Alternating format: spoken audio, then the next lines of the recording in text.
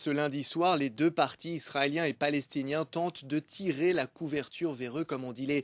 Palestiniens affirment qu'ils ont obtenu des concessions majeures des services pénitentiaires israéliens, une amélioration des conditions de détention, la fin de l'isolement pour certains détenus qui sont séparés du reste de leurs co-détenus et ce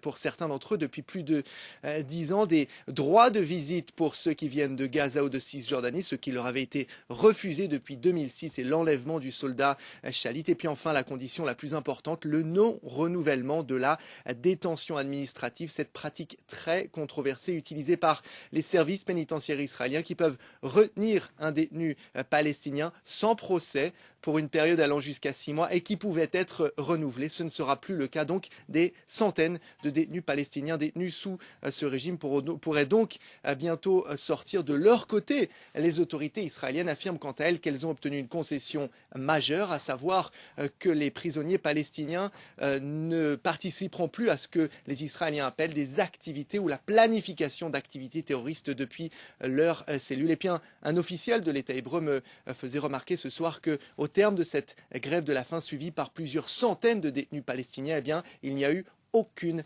libération qui a été obtenue.